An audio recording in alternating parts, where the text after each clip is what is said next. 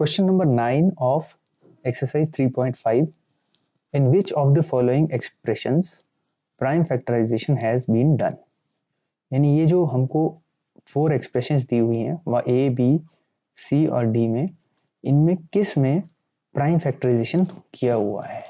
तो prime factorisation का मतलब है कि ये जो फैक्टर्स हुए हैं ये सब फैक्टर्स प्राइम नंबर्स होंगे। तो हम इनको वन बाय वन चेक कर लेंगे कि किसमें सारे फैक्टर प्राइम नंबर हैं और किसमें सारे फैक्टर्स प्राइम नंबर नहीं है। तो सबसे पहले हम ए ले लेते हैं। ए में है 24 is equal to 2 into 3 into 4। 2 एक प्राइम नंबर है, 3 भी एक प्राइम नंबर है, लेकिन 4 एक प्राइम नंबर नहीं है। 4 एक कॉम्पोजिट नंबर है, इसलिए 24 इस एक्सप्रेशन में फैक्टराइजेशन प्राइम फैक्टराइजेशन नहीं हुआ है। तो हम लिख सकते हैं since 4 is not a prime number,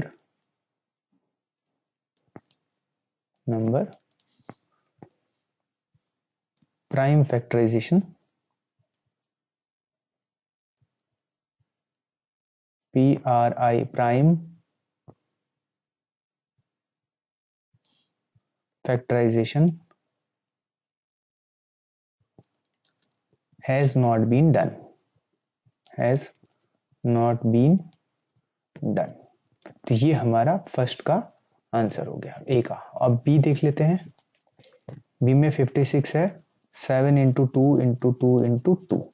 तो 7 भी प्राइम नंबर है, 2 भी प्राइम नंबर है, ये 2 भी प्राइम नंबर है, ये भी प्राइम नंबर है। तो इसका मतलब है कि ये सारे प्राइम फैक्टर्स हैं, तो इसका मतलब है prime factorization has been done.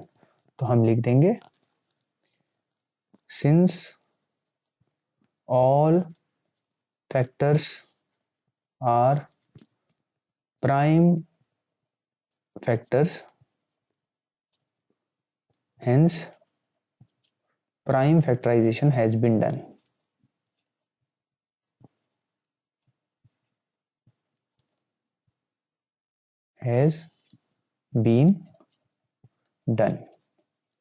अब इसका थर्ड पार्ट ले लेते हैं, सी पार्ट। सी है 70 is equal to 2 into 5 into 7।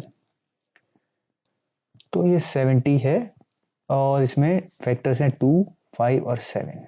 2 भी प्राइम नंबर है, 5 भी प्राइम नंबर है और 7 भी प्राइम नंबर है। तो इसका आंसर भी यही आ जाएगा, since all factors are prime factors hence prime factorization has been done. तो हम ये लिख देंगे since all factors are prime factors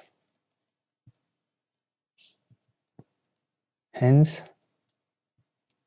prime factorization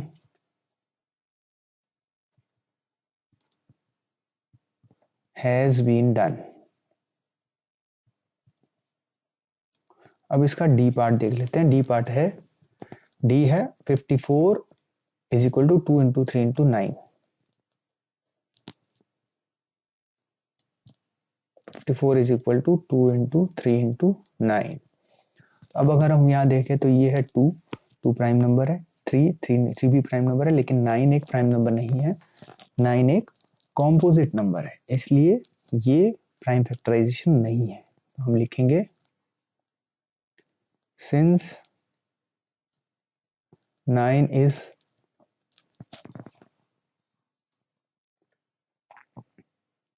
not a prime number,